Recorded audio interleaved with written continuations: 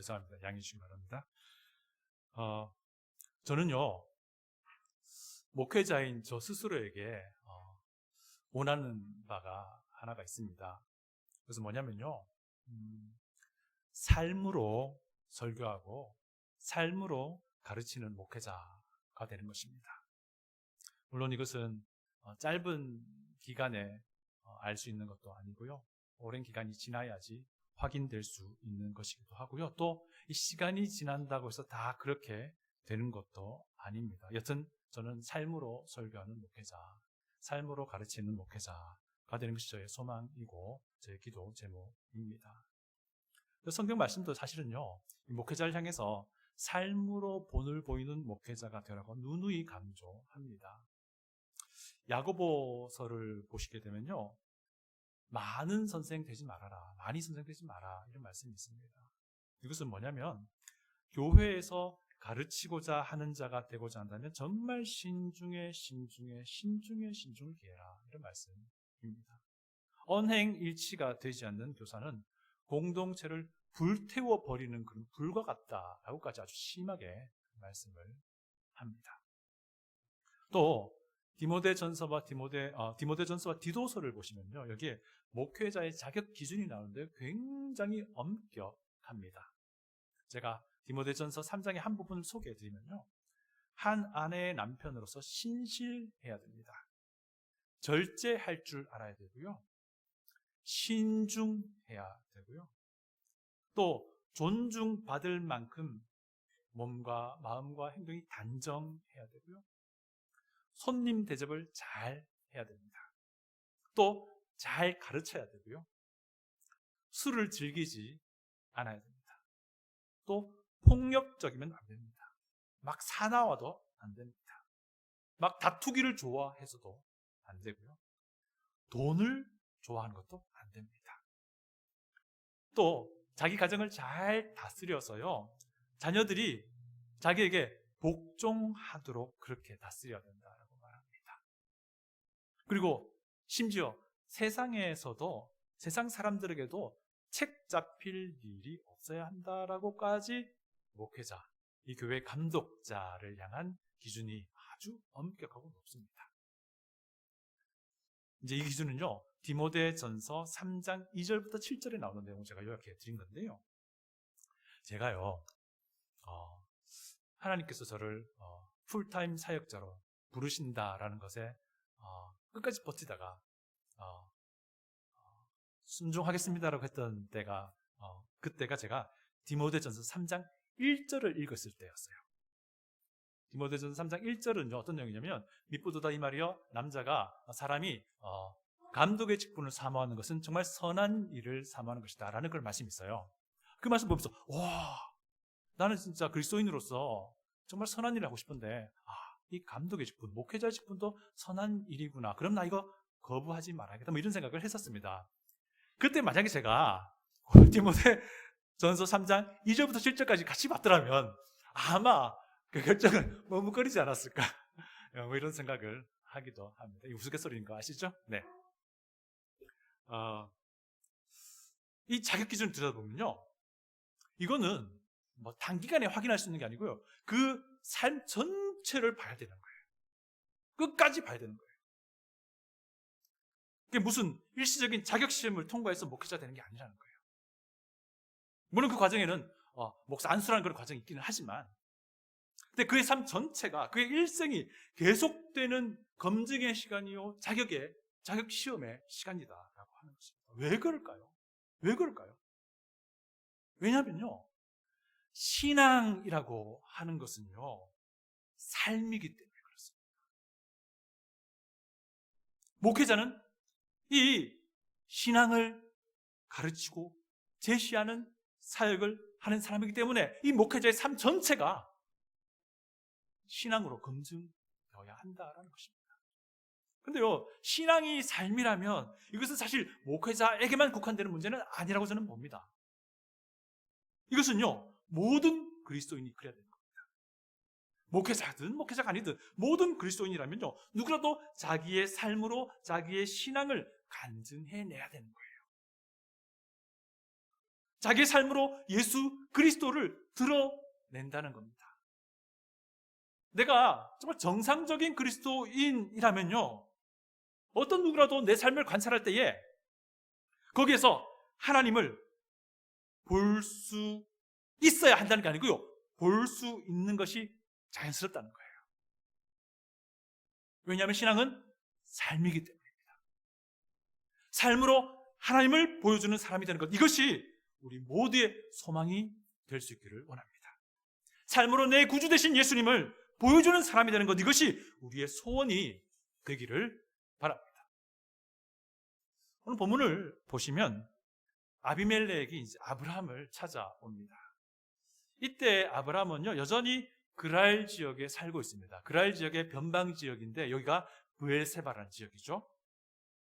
그리고 이 그랄 지역, 블레셋 지역을 통치하는 왕이 우리가 알고 있는 바로 이 아비멜렉입니다. 그러니까 그 지역 왕인 아비멜렉이 아브라함을 친히 찾아온 겁니다. 오늘 본문 내용은 무엇입니까? 그들이 서로 간에 약속을 하는 장면입니다.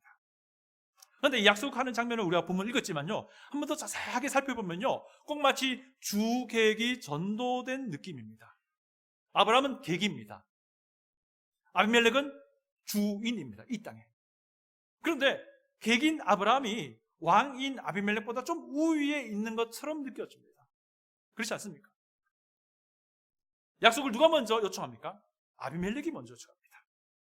이 약속하려고 자기네 땅에 변두리에 있는 그 아브라함을 아비멜렉이 군대 대장 비골이라는 사람 데리고 쫓아온 겁니다.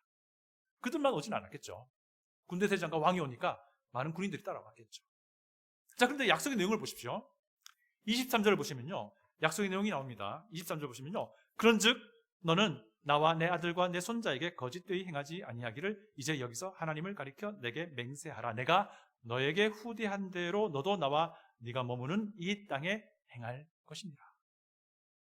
이게 무슨 약속입니까? 우리 서로 불가침 조약 맺자는 거예요.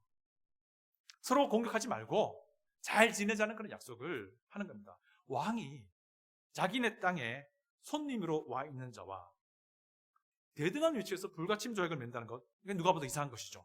심지어 우위가 바뀌어져 있는 상황이 좀 더 이상한 상황인 거예요. 지금 이 상황. 사실 아브라함에게도 자기 사병이 있었습니다. 우리가 잘 기억하시죠? 신할 연합군을 쫓아가서 그들을 무찔렀을 때 아브라함은 자기 집에서 길리우던 자 318명의 장정대로 갑니다. 오늘 보면은 그 이후의 일이니까 아마 최소 318명의 용감한 장정이 있긴 있었을 것이지만, 그러나 그럼에도 불구하고 그의 군인은요, 아비멜렉의 군대와는 비교할 바가 아니에요.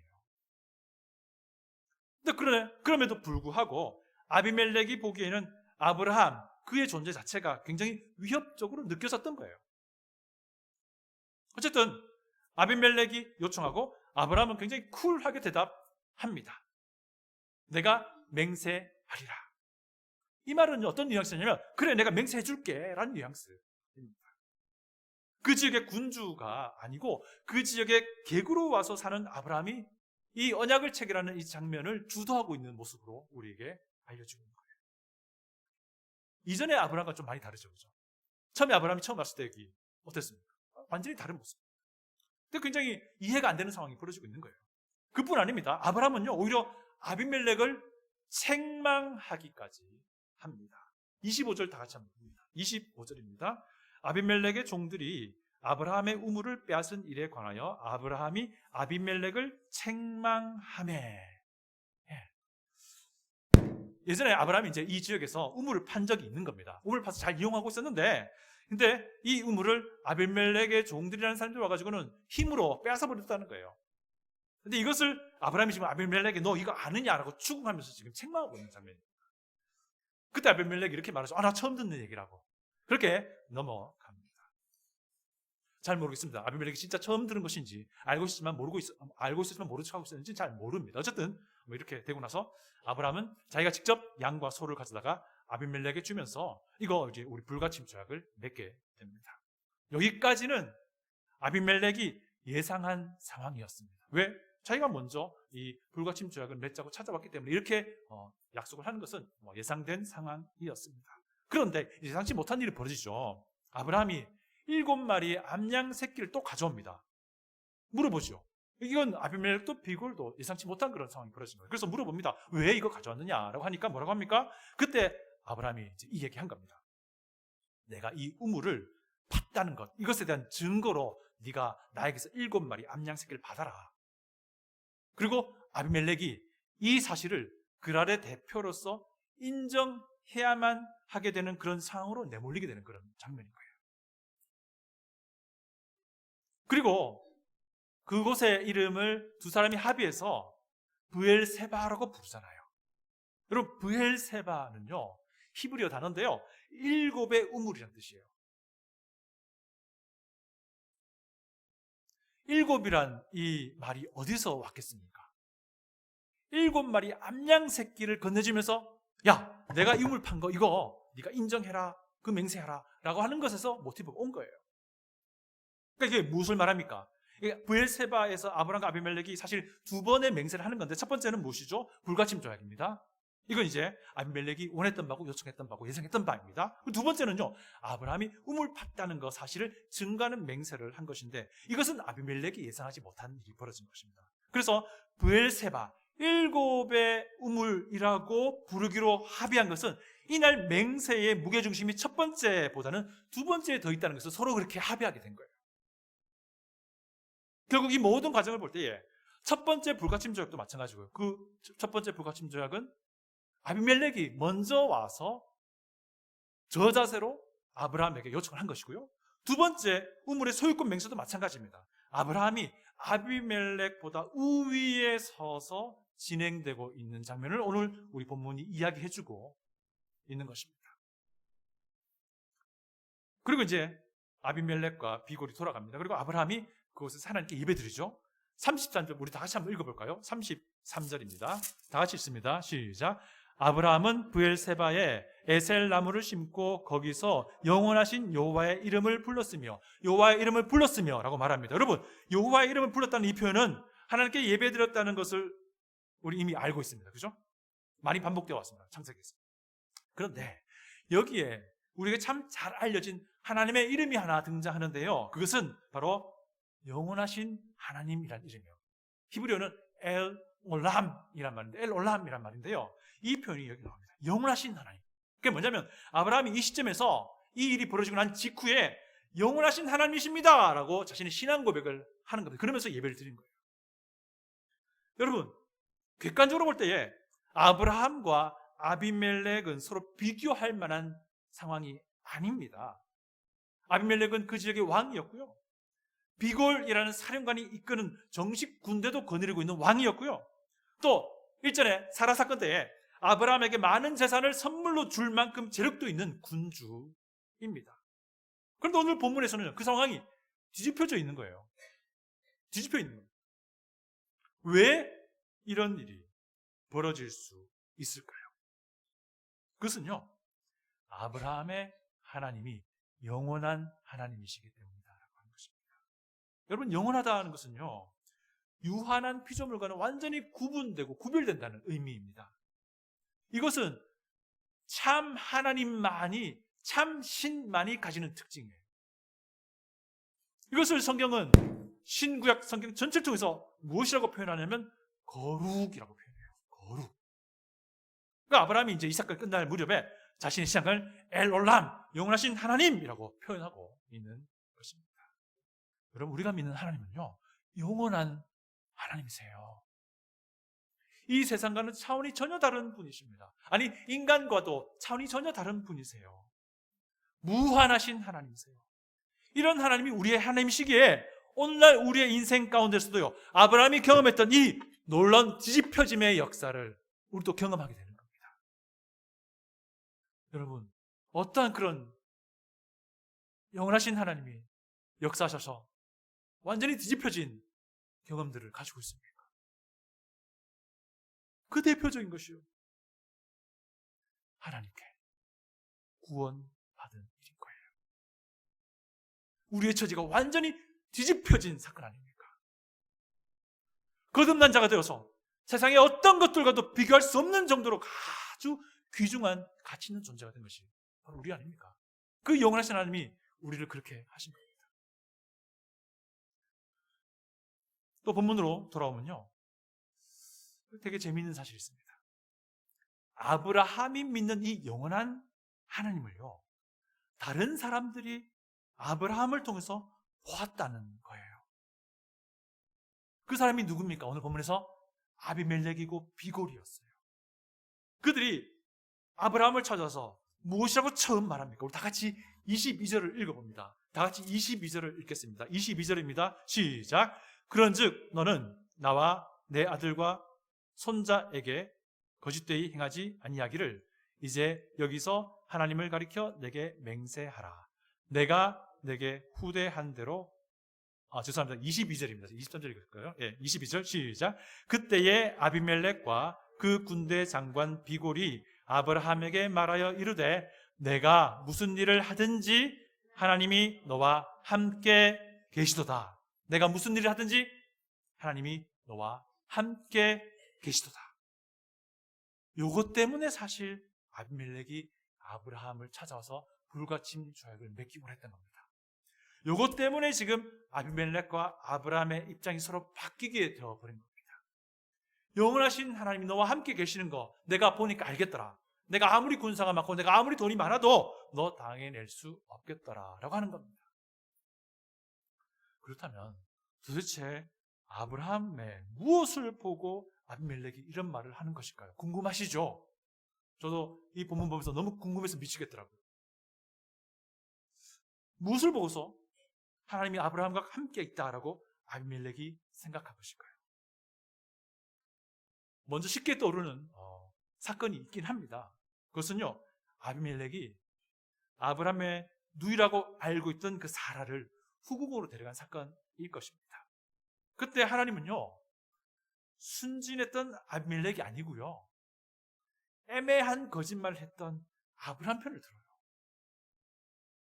그래서 하나님은 아비멜렉 집안의 여인들이 모두 불임이 되는 재앙을 내리기도 합니다.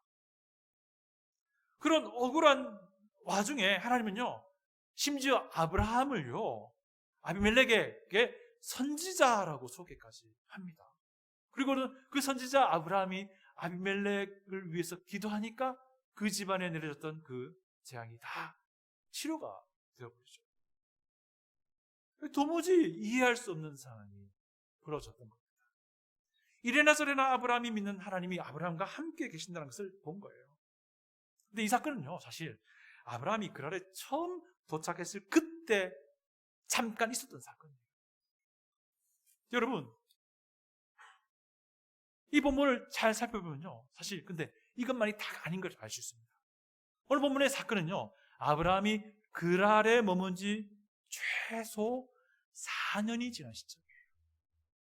최소 4년이 지난 시점. 사라 사건은 아브라함이 최소 4년 전에 도착했을 그때 일어났던 일이에요. 22절 보십시오. 우리가 이거 읽었지만 22절 보시면요, 그때에 라고 시작합니다. 이 그때라고 하는 이 히브리어 부사구는요, 이 앞의 사건과 연결되어서 라는 의미예요. 이 앞에 내가 서술한 그 내용과 연결되어서 그런 뜻이에요. 그러니까 이게 무슨 말입니까?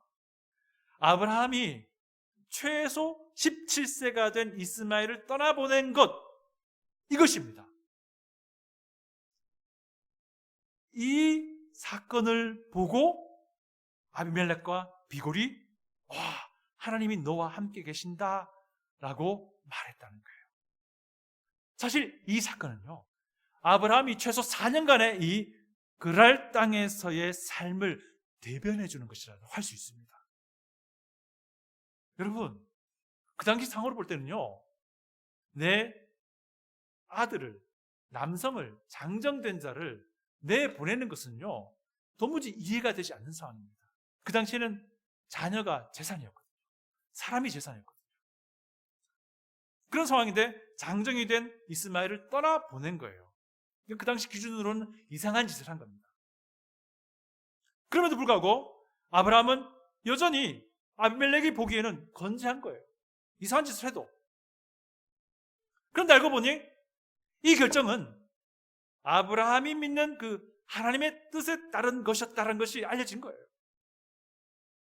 그러니까 아브라함은 손해보는 이상한 짓을 하는 겁니다. 그런데 그것은 죄다 하나님의 뜻에 순종하는 것이었고요. 하나님의 뜻에 따라서 이상한 바보 같은 짓을 하는 거예요. 그런데도 괜찮은 겁니다. 바보같이 하나님께 순종하는데 결과는 바보같지 않은 거예요. 이런 이상한 모습을 아브라함을 알고 지낸 최소 4년 동안 아비멜렉과 비골이 아브라함에게서 보았던 것이고 보고를 받았던 거예요. 그들은요, 아브라함의 이 삶에서 영원하신 하나님을 본 겁니다. 그러니까 그 지역의 군주였지만 아비멜렉은요, 아브라함에게 친히 나와서 불가침 조약을 요청을 하는 겁니다.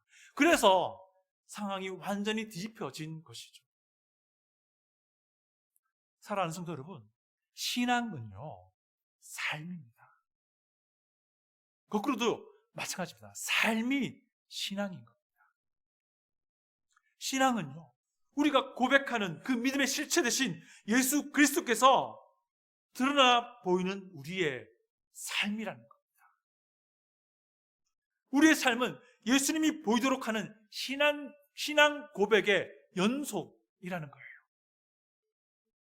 우리의 삶은 예수 그리스도가 선포되는 신앙 그 자체라는 것입니다.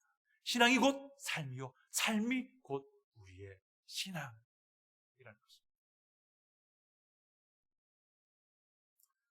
여러분, 모세오경, 창세기, 출애굽기, 레위기, 민수기, 신명기 이 5개의 책을 처음 듣고 읽었던 최초의 독자는 아시다시피 출애굽 이스라엘 백성들이에요. 아마도 제가 생각하기에는 이 출애굽 40년 기간 동안 아마 그 후반부가 아닌가 생각합니다. 물론 하나님은 시내 산에서 출애굽 이스라엘을 언약 백성으로 만드셨습니다. 그리고 이 사실을 지금 이 출애굽 창세기를 받아 읽게 되는 이스라엘 사람들은 이미 경험한 거니까 알고 있는 거예요. 그죠? 네. 그렇게 해서 하나님이 그들을 언약 백성 삼으신 것은요, 그들로 하여금 가나안으로 들어가서 그곳에서 또 한 나라를 형성하도록 하기 위함이에요. 왜 하나님은 그들을 언약 백성 삼으시고 왜 그들로 하여금 가나안 땅을 다시 들어가서 하나님의 나라를 만들게 하느냐는 겁니다. 그 이유는요, 그들로 하여금 온 세상을 위한 제사장 나라로 삼기 위해서였던 거예요. 출애굽기 19장 보시면요, 하나님께서 이제 시내산에서, 출애굽 직후에 시내산에서 이스라엘 백성들에게 언약을 맺어주십니다. 그때 하신 말씀 보십시오. 세계가 다 내게 속하였나니, 하나님이 하시는 말씀이에요. 모세에게 이스라엘 백성이 전달하고 하신 말씀입니다. 세계가, 온 세상이 다 나에게 속하였나니 너희가 내 말을 잘 듣고 내 언약을 지키면 너희는 모든 민족 중에서 내 소유가 되겠고 너희가 내게 대하여 제사장 나라가 되며 거룩한 백성이 되리라. 너는 이 말을 이스라엘 자손에게 전할지라. 출애굽 이스라엘 백성은요, 이 모세 오경을 처음 접할 그때에 이미 이거 알고 있었습니다. 왜냐하면 그들이 경험한 것이기 때문입니다. 이스라엘을 언약 백성으로 삼은 것은요, 그들이 제사장 나라가 되도록 하기 위함이라는 겁니다.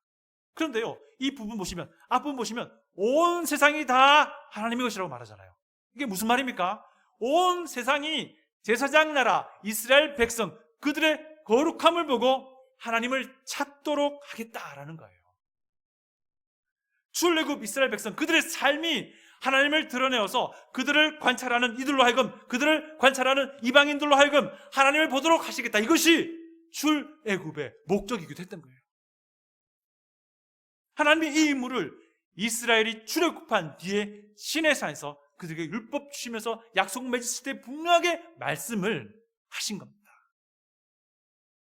그러니까 출애굽 이스라엘 백성의 삶이 신앙이 될 때에 그들은 진정한 제사장 나라가 된다라는 것이 출애굽의 하나님의 목적이었던 거예요.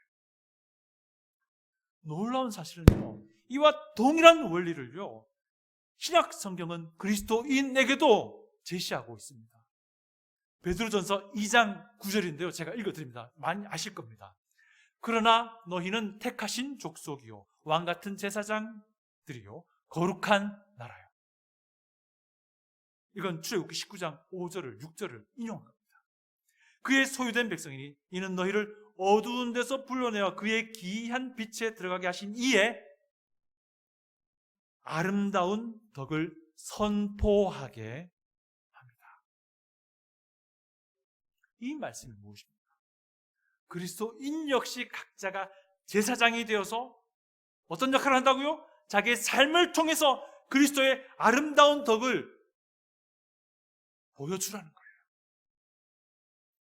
신앙은 삶이요, 삶이 신앙이다 라고 하는 바로 그 말씀인 것입니다. 성경을 가지신 분들 저와 함께 성경을 찾길 바랍니다. 베드로전서 1장입니다. 베드로전서 1장입니다. 베드로전서 1장 봅니다. 베드로전서 1장 15절, 16절 보겠습니다.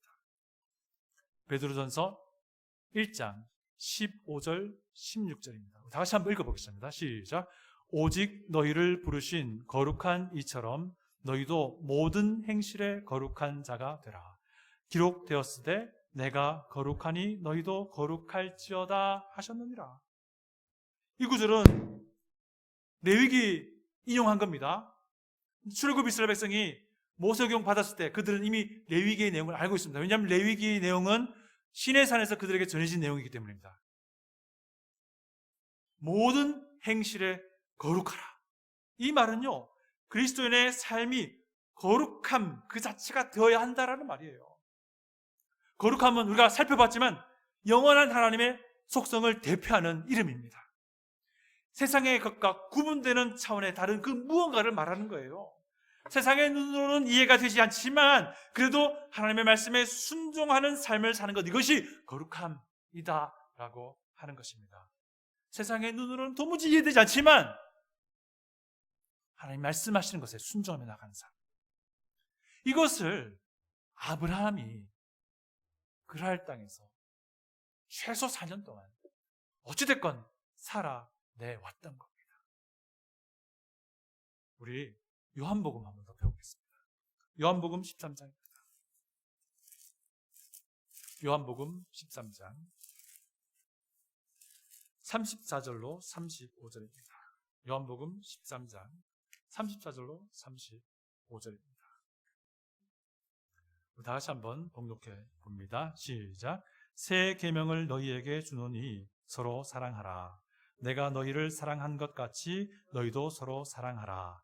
너희가 서로 사랑하면 이로써 모든 사람이 너희가 내 제자인 줄 알리라. 예수님께서 이 거룩함을 사랑으로 또한 표현하십니다. 새 계명을 너희에게 주는데 서로 사랑하라는 것입니다. 너희가 서로 사랑하면 이로써 모든 사람이 너희가 내 제자인 줄 알게 된다라고 말합니다. 주님의 몸된 교회 안에서 지체된 자들이 그리스도의 진리 안에서 서로 뜨겁게 사랑하는 그 모습 볼 때에 사람들은 우리가 예수님의 제자인 줄 안다는 것입니다. 우리가 이런 거룩한 삶을 살아갈 때에 사람들은 우리를 보고서 우리가 예수의 제자인 줄 안다는 겁니다. 우리가 믿음의 가정 안에서 서로 뜨겁게 아내와 남편이 사랑하는 그 모습 보고서 사람들은 그 모습 보고서 아, 저들은 그리스도의 제자이구나 라고 안다는 것입니다. 아름다운 믿음의 가정을 볼 때에, 아름다운 믿음의 교회를 볼 때에 사람들은 예수 그리스도를 보게 된다는 것입니다. 교회의 교회다운 모습 볼 때에, 우리의 삶의 모습 볼 때에 사람들은 우리 안에 있는 예수 그리스도를 본다는 것입니다. 사랑하는 성도 여러분, 신앙은 삶입니다. 또 삶이 신앙입니다. 우리의 신앙이 삶이 될 때에 사람들은 우리에게 말할 것입니다. 네가 무슨 일을 하든지 하나님 너와 함께 계시도다. 우리의 신앙이 삶이 될 때에 나의 남편이, 나의 아내가 나에게 말할 것입니다. 당신은 무슨 일을 하든지 그 안에서 내가 하나님을 본다. 우리의 삶이 신앙이 될 때에 나의 친구가, 나의 종업원이, 나의 선생님이, 나의 보스가 이렇게 말할 것입니다. 네가 무슨 일을 하든지 하나님이 너와 함께 하시도다. 삶으로 하나님을 보여주고자 하는 이 거룩한 열정이 우리 안에 시작되기를 원합니다. 삶으로 예수 그리스도를 보여주는 사람이 되는 것이 우리의 첫 번째 소원이 되기를 원합니다. 그리고 오늘부터 우리의 이 열정과 이 소원이 우리의 삶 가운데에 하나 둘씩 시작될 수 있기를 축복합니다. 다 같이 기도하겠습니다.